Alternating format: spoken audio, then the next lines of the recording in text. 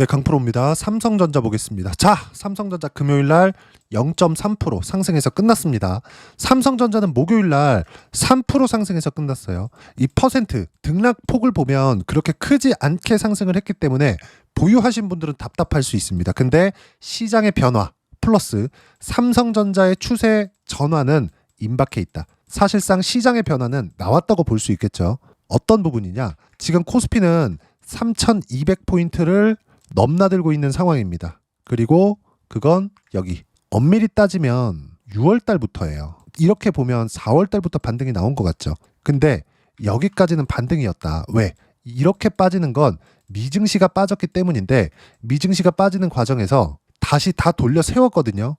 미증시 움직임 간단하게 보고 갈게요. 오늘 전체적으로 주말인 만큼 전체적으로 내용에 대해서 한번 체크를 할 텐데 이 내용을 보여드리는 겁니다. 자, 잘 보세요. 나스닥이 이 고가 대비해서 거의 한 30% 정도 하락 구간이 발생을 했습니다. 근데 이 하락 구간이 발생하는 과정에서 뭐 상황이 안 좋아졌거나 경기가 박살났거나 이래서가 아니에요. 선반영된 겁니다. 어떤 것 때문에? 관세. 그러면 이 관세 관련돼서 우리가 봐야 되는 부분이 뭐예요? 관세로 인해서 인플레이션이 벌어질 수 있고 인플레이션으로 인해서 금리가 늦게 낮춰질 수도 있고 이런 것들에 대한 상황. 그렇죠? 이러면 경기에 대한 영향을 줄 수 있으니까 고용이 꺾이고 그리고 경기 침체까지 확대될 수 있겠다. 이런 부분들 때문에 주가가 먼저 매를 맞은 거예요. 근데 결과를 열어보니까 어때요? 뭐 트럼프 대통령이 여기 이 꼭다리까지 와가지고 결국에는 이 채권금리 때문에 못 버티고 관세를 유예하고 여러 가지 내용들이 있었죠. 근데 제가 말씀드리고 싶은 건 이 모든 내용들이 다 선반영되었다고요.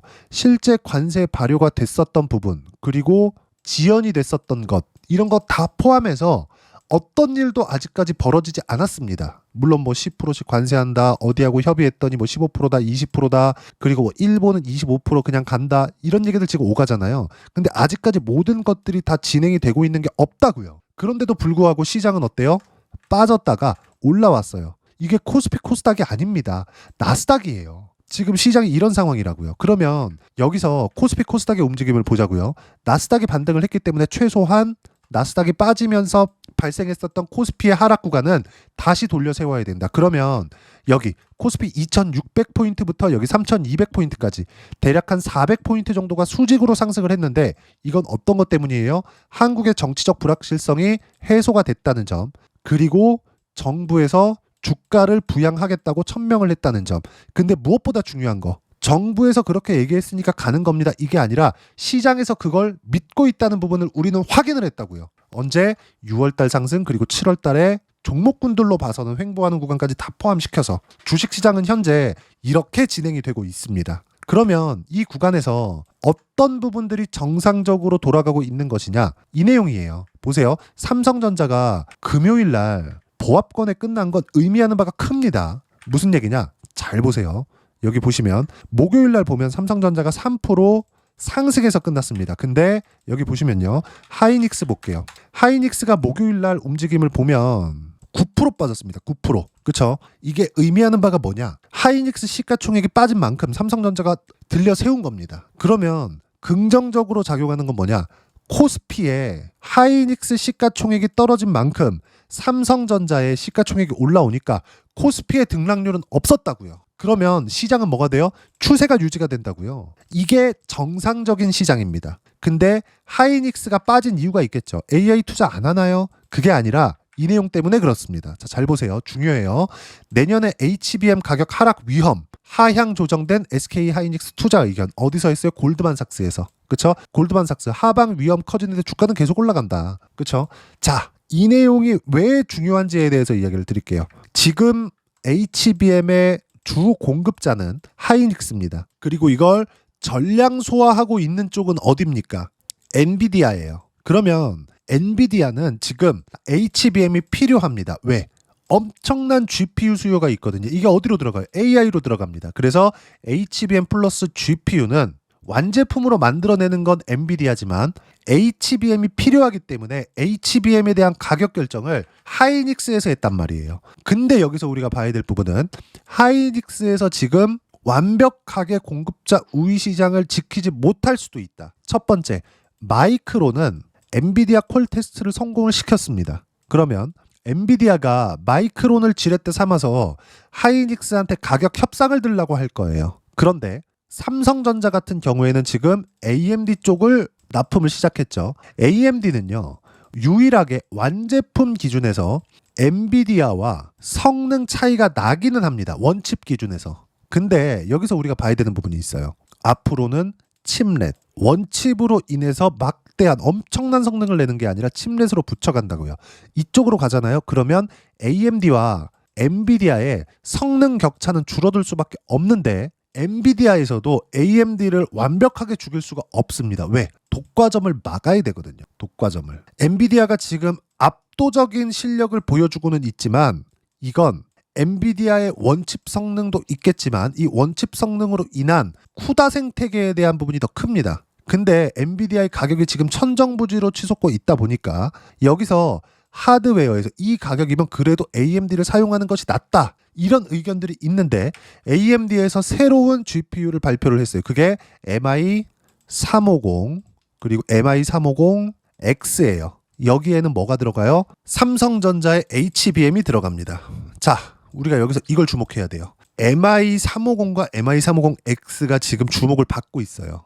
성능 면에서 봤을 때 AMD GPU가 사실상 80%는 쫓아갑니다. 근데 넘을 수 없는 건 쿠다 생태계예요. 근데 여기서 엔비디아의 GPU가 너무 비싼 거죠. 그쵸? 조금 더 디테일하게 들어가면 중국에서 만든 딥시크 관련된 내용도 있습니다. 근데 여기서 진짜 우리가 중요하게 봐야 될 건 이런 거 그냥 다 빼고 MI350이든 뭐든 다 빼고 HBM에 대한 공급자 우위 시장이 없어질 수 있다. 그러면 그럴수록 하이닉스에 대한 이익률이 감소될 수 있다. 그러면 치고 올라오는 건 어디예요?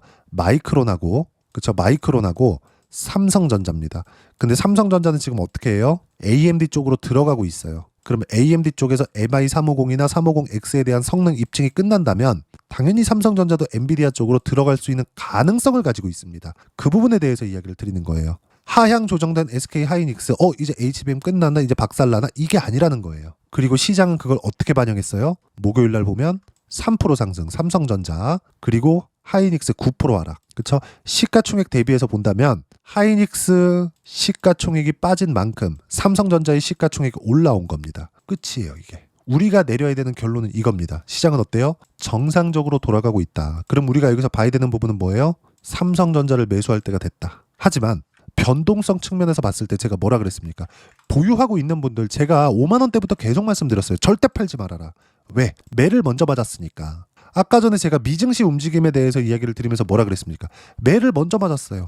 그러니까 지금도 8월달 되면 절대 미루지 않을 거야 그러면서 백악관 대변인까지 나와가지고 이야기를 계속하고 있거든요.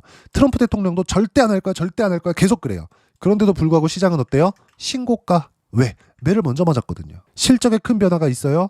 성장성 측면에서는 기존의 나스닥이 가지고 있었던 성장성을 그대로 가지고 있는 거지 크게 엄청난 변화가 있거나 그러진 않단 말이죠. 그런데도 불구하고 시장은 신고가가 나온다고요. 왜? 미래 가치가 좋아지는 부분들이 있으니까. 그리고 관세 관련된 위험도 이제 없으니까. 앞으로 8월달이 되잖아요. 약간의 출렁임은 있을 수 있어요. 근데 여기까지라고요. 제가 이 부분에 대해서 계속해서 강조를 드렸었던 겁니다. 그러면 나스닥 같은 경우에도 이렇게 매를 먼저 먹고 다시 올라오죠. 삼성전자는 매를 얼마나 많이 맞았습니까? 작년 7월달 고가 딱 찍고 상승할 때도 마찬가지였어요. 좀 길게 볼까요? 상승할 때 같은 경우에도 하이닉스 기준에서 봤을 때 7만 원부터 25만 원까지 올라갈 때 어떻습니까 이거? 5만 원부터 10만 원까지 100%도 못 갔습니다. 그리고 나서 상법 개정에 대한 부분, 밸류업에 대한 부분은 기업 자율에 맡긴다. 플러스 HBM에 대한 성장성이 떨어질 수 있다. 어떤 부분에서? 삼성전자에서. 왜?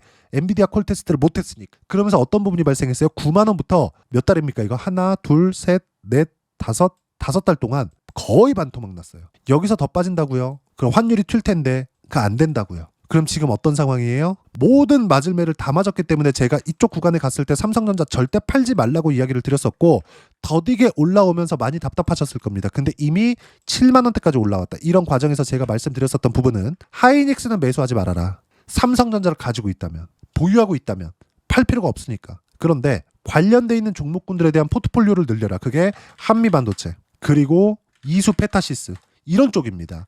주식시장은 이 틀에서 벗어나지 않는다고요. 이 구조 내에서 계속해서 돌아가요. 이 안에서 무언가가 돌아가고 있기 때문에 주식시장에 선반영 구조가 만들어지는 겁니다. 삼성전자가 올라가기 시작하잖아요. 관련주들이 계속해서 튀기 시작합니다. 저 이미 한미반도체로 제가 실제 매매한 내용을 기준해서 보여드릴게요. 자, 내용 보시면 한미반도체. 자, 내용 보세요. 어때요? 반등을 확인하고 매수한 결과 어떻습니까? 13%의 수익 구간. 그쵸? 13%의 수익 구간을 만들어내기 위해서 1.5% 손절, 3.9% 수익 구간, 이런 구간도 있어요. 등락 구간을 하면서 매매 구간이 있다고요. 근데 결과적으로 확인하고 난 다음에 매수 구간을 잡았다. 그리고 하이닉스 튀고 삼성전자 안 빠지니까. 그리고 이수 페타시스 같은 경우에 어때요? 반등을 확인하고 매수한 결과 지금 60%대 수익 구간 보유하고 있습니다. 제가 팔고 나서 인증하도록 하겠습니다. 자, 그리고 여기서 하나를 더 봐야 돼요. 하이닉스. 대형주를 하나 가지고 가야 됩니다. 그쵸? 근데 하이닉스 7월 2일 날 34% 수익 구간. 그쵸? 떨어지는 거 보고 팔았습니다. 그리고 더 올라갔지만 이쪽에서 급락했죠. 저는 삼성전자를 가지고 있지 않았습니다. 하지만 반도체를 좋게 보고 있었고 삼성전자가 더 이상 내려가지 않는다라고 계속해서 이야기를 드려왔습니다. 삼성전자를 보유하고 있다면 하이닉스를 굳이 보유할 필요가 없어요. 삼성전자 그냥 팔지 않고 가면 됩니다. 하지만 삼성전자가 더 이상 빠지지 않는 상황에서는 반도체 종목군들에 대한 하방 경직성이 만들어진다고요. 이랬을 때는 당연히 반등을 확인하고 나서 매수권을 잡아야 된다고요. 이런 부분들이 완성이 되면 24년 같은 경우에는 자람 테크놀로지 내용을 이렇게 쭉 보여드리면 하이닉스 강하고 한미반도체 강하고 삼성전자까지 강할 때 그랬을 때 어디까지 가요? 온디바이스까지 확대가 된다. 그러면 어때요? 신고가를 확인하고 매매한 결과 75%까지 이렇게 늘어난다고요. 왜? 주가는 선반영하니까. 삼성전자는 맞아야 될 모든 매를 다 맞은 상황입니다. 지금 여기서 팔아야 되는 구간이 아니었다는 거죠. 많이 답답하셨을 겁니다. 지금도 답답하셨을 거예요. 근데 우리가 지금 봐야 되는 부분은 아직까지 팔아야 될 때가 아니다. 그리고 이쯤 되면 계속해서 나오는 얘기들이 있어요. 공매도 관련된 내용입니다. 공매도 거래 대금은 삼성전자의 공매도 거래 대금은 많을 수밖에 없어요. 근데 이 매매 비중을 보세요. 10% 넘는 구간이 있나요? 두 자릿수가 있어요? 없습니다. 두 자릿수가 넘어가는 부분은요. 쭉 내려보면 박스권 하단이나 시장이 급락이 나왔을 때예요. 근데 어때요? 지금 제가 계속 내리고 4월 18일까지 봤는데 한 번도 없죠. 기간을 조금 더 늘려보면 쭉 볼게요. 1월 달까지 보겠습니다. 쭉 이렇게 보면 두 자릿수 나오면 제가 딱 체크해 드릴게요. 언제 나왔었는지. 요날 나왔네요. 4월 3일 날. 4월 3일 날 공매도가 매매 비중이 11%가 잡혀 있는데 4월 3일 날 우리가 미증시 보자고요. 4월 3일 날. 어때요? 4월 3일 급락, 4월 4일 어때요? 6% 이렇게 빠졌다고요. 4월 3일 6% 빠졌죠? 그리고 나스닥이에요, 이거. 나스닥 컴포지트 보이죠? 5.8%. 이틀 동안 6% 빠지니까 야, 이거 경기 침체 관련된 위험 관리를 해야 된다. 그래서 어떻게 됐나요? 공매도가 이때 나온다고요. 이런 시장에 대한 위험이 지금은 있어요. 신고가구는 없다고요. 절대 없다고요. 그러면 이 상황에서 뭐 해야 돼요?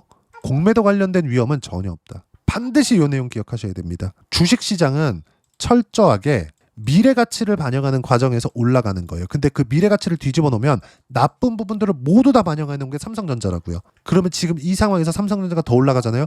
관련돼 있는 종목군들은 훨씬 더 많이 올라갑니다. 관련돼 있는 종목군들은. 그러면 지금 반도체 포트폴리오를 구성할 때가 됐다. 그리고 그 내용에 대한 부분을 제가 여기 소통방에서 무료로 공유를 해드립니다. 자, 금요일날 시장 마감하고 나서 제가 이야기를 드린 건데, 자, 내용 보세요. 두산에너빌리티 2%대 상승 원전이고요. 리가캔바이오 5%대 상승 바이오입니다. 다 보유 종목이에요. 삼성중공업 보합권 조선이고요. 주도주 순환매 중에 있다. 특이점 목요일 하이닉스 급락, 삼성전자가 반등. 하이닉스에서 시가총액이 빠진 만큼 삼성전자가 방어했다. HBM 마진이 줄어들 수 있다는 우려감 때문인데 반도체 문제가 아니라 시장에 대한 위험이 없다는 거예요. 시장이 안 빠지니까. 결론은 주도주만 하면 된다. 주도주는 어디예요? 원전, 조선, 바이오, 반도체, 카카오, 네이버까지. 이 안에서 돌아간다. 그리고 이 모든 내용들을 장중에 이런 식으로 실시간 타점까지 빠짐없이 이야기를 드리고 있습니다. 채널 성장을 위해서 하는 거니까 구독과 좋아요 눌러주시고요. 댓글도 하나씩 달아주시면 무료 입장 가능하고요. 입장 링크는 여기 010-8713-1916으로 구독이라고 문자 보내주시면 소통방 입장 링크 순차적으로 공유를 해드리도록 하겠습니다. 자, 그러면 소통방에서 진행하는 내용 똑같이 따라서 매매를 했을 때 어느 정도까지 수익 구간을 만들어낼 수 있는지 그 부분은요. 여기 0606 화면을 보면 알 수 있어요. 제 실제 매매한 내용을 보면서 이야기를 드릴게요. 아까 전에 제가 이야기를 드렸었던 내용이 있죠. 자람 테크놀로지 신고가에 매수했습니다. 75%. 24년도에도 이랬고요. 25년도 올해 있는 상황을 볼게요. 두산 에너빌리티 신고가를 확인하고 매매한 결과 어때요? 180%의 수익 구간 7월 1일 날. 그리고 반등 확인하고 또 삽니다. 금요일 날도 2.3% 올랐어요. 다른 종목 한번 볼까요? ABL 바이오 어때요? 신고가를 확인하고 매매한 결과 76%까지 언제 4월 15일 날. 그쵸? 분기에 하나씩 50%, 60%, 70%, 180% 이런 것들이 터진다면 어떻겠습니까? 사실상 100% 이상의 수익이 나는 건 시장이 지금처럼 강했을 텐데 시장이 좋지 않았었던 연초만 하더라도 70%대 수익 구간이 터진다고요. 언제? 신고가 구간에서. 그리고 이 모든 내용들을 소통방에서 실시간 타점 그리고 어떻게 주도주를 공략해야 되는지 이런 식으로 매일매일 체크를 해드리고 있으니까 이거 다 채널 성장을 위해서입니다. 구독과 좋아요 눌러주시고요. 댓글 하나씩 달아주시면 무료 입장 가능하고요. 입장 링크는 여기 010-8713-1916으로 구독이라고 문자 보내주시면 소통방 입장 링크 순차적으로 공유를 해드리도록 하겠습니다. 자, 그리고 이렇게 두 자릿수 수익 구간을 만들어내기 위해서 삼성전자와 함께 이론상 어떤 종목을 뭘 보고 공략을 해야 되는지 그 부분은요. 여기 삼성전자의 단기 보유 전략, 가격 전략 두 가지인데 단기는 2주입니다. 2주 동안 내가 어떻게 수익 구간을 만들 것인지 그 부분이고 그러기 위해서는 가격에 대한 부분이 중요하고요. 가격에 대한 이해가 되었을 때 주도주, 신고가 두 가지 내용에 대한 이해가 될 겁니다. 이 두 가지 내용 모두 무료로 공유를 해드리도록 할 테니까 구독과 좋아요 눌러주시고요. 댓글 하나씩 달아주시고 여기 010-8713-1916으로 삼성전자라고 문자 보내주시면 가격, 단기 보유 전략 함께 공유해드리도록 하겠습니다. 자, 정말 어려운 시장이죠. 이제 삼성전자가 가나마나 하다 보니까 어때요? 이제 진짜 갑니다. 근데 가는 과정에서 이수 페타시스 같은 거 그쵸? 계속 올라갑니다. 그리고 신고가를 먼저 만들었었던 거 두산 에너빌리티 같은 거 그쵸? 이렇게 많이 올라갔는데 잘 안 빠져요. 뭐예요? 매물 소화 중이다. 그럼 뭐예요? 신고가 종목을 해야 된다. 그쵸? 이 신고가 종목에 대한 실시간 타점은 소통방에서 무료로 공유를 해드리고 있으니까 여기 입장 방법 확인해서 들어오시면 되고 무엇보다도 삼성전자와 함께 어떤 주도주를 공략해야 되는지 반도체 종목군들 중에서 딱 한 종목만 준비를 해놨으니까 영상 끝까지 시청하시고요. 모든 분들이 성공 투자하셨으면 참 좋겠습니다. 네, 주식 투자를 할 때 항상 체크해야 될 부분이 있습니다. 자, 제가 영상 초반부에도 이야기를 드렸지만 항상 주식 투자에서의 시세, 즉 주식 시세는 가격이 먼저 반영한다는 점입니다. 자, 어떤 호재나 악재를 찾으실 텐데 그런 호재나 악재를 찾아서 우리가 매수와 매도를 반복했을 경우에는 주식 시세가 올라가는 과정에서 꼭 내 것만 털리고 올라가는 경우가 비일비재했을 겁니다. 제가 매매를 했었던 종목군들 중에서 어떤 식으로 시세가 진행되고 연결이 되기 시작했었는지 그 부분에 대해서 한번 체크를 해보고 넘어가도록 하겠습니다. 자, 제가 먼저 조회를 눌러서 이야기를 드릴 텐데 이렇게 조회를 눌러서 먼저 보여드리는 건 조작이 불가능하다는 걸 먼저 보여드리는 거고요. 자, 내용 한번 보겠습니다. 자, 재룡산업 시세 구간 올라가는 구간 확인하고 나서 매매를 한 경우에 34%대 수익 구간. 자, 다음 종목 한번 보겠습니다. 한화오션 신고가 이후에 다시 상승하는 구간 그리고 수익 구간은 57%까지 늘어나는 부분이 있습니다. 공통점이 있다는 겁니다. 먼저 돌려보면서 이야기를 드리도록 할게요. ABL 바이오. 자, 이것조차도 마찬가지죠. 시세 이후에 다시 큰 폭의 급등 구간 그리고 76%까지 시세 구간이 발생했다는 점. 어떤 종목이든 가격대가 올라가는 부분이 먼저 나왔다는 게 핵심 포인트예요. 자, 다음 종목 보겠습니다. 자, 자람 테크놀로지입니다. 어떻습니까? 이것조차도 마찬가지죠. 74.8%의 수익 구간을 냈는데 단 3일 걸렸습니다. 시세가 나왔었던 구간은 동일하게 신고가 이후에 발생했다는 점. 그리고 마지막으로 두산 에너빌리티. 두산 에너빌리티도 계속해서 상승 구간을 만들어가고 있지만 당연히 신고가 이후에 시세가 나오고 있다는 점. 호재나 악재 때문에 이 내용으로 인해서 주가가 올라가는 것은 맞지만 어디든 간에 가격이 먼저 반영하는 즉 신고가 구간 이후에 50%, 60%, 70%대 수익 구간이 나올 수 있다는 점. 자, 우리가 세력들도 아닌데 계속해서 시장을 추적 관찰할 수 없겠죠. 가장 효율적으로 볼 수 있는 방법에 대해서 그리고 거기에 맞는 종목을 딱 한 종목만 준비를 해왔습니다.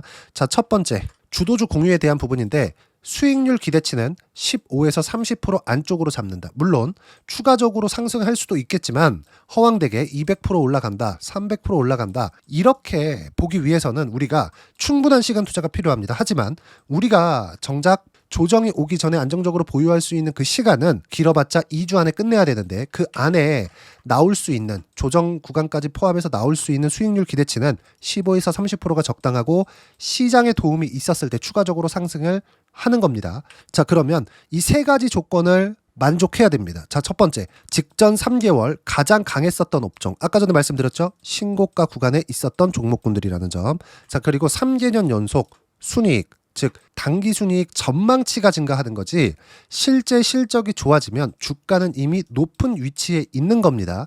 단순히 가격이 올라갔다고 해서 높은 위치에 있다는 게 아닙니다. 무슨 얘기냐? 실적이 올라간 만큼 주가가 그만큼 올라와 있다면 그건 비싼 주식이 되겠죠. 앞으로 나올 수 있는 예상치에 대한 실적보다 주가가 더 낮은 위치에 있어야 돼요. 하지만 가격이 올라가는 건 다른 거다. 그래서 전망치가 증가한 종목을 찾자.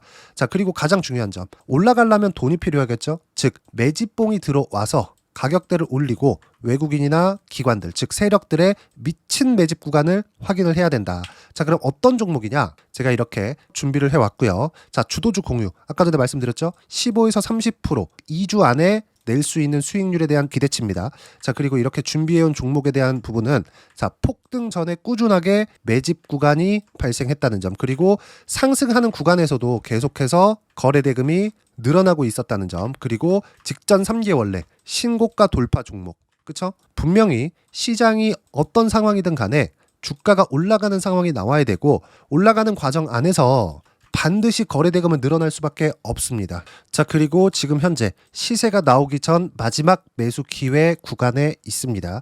여기서 가장 중요한 건 올라가는 구간에서 거래가 늘어난 거 보이죠? 그리고 옆에 제가 세력들의 매수세를 체크한 내용을 보시면 올라가는 구간별로 거래 대금이 늘지만 올라갈 때 외국인과 기관의 매수세가 지속적으로 들어왔다는 점.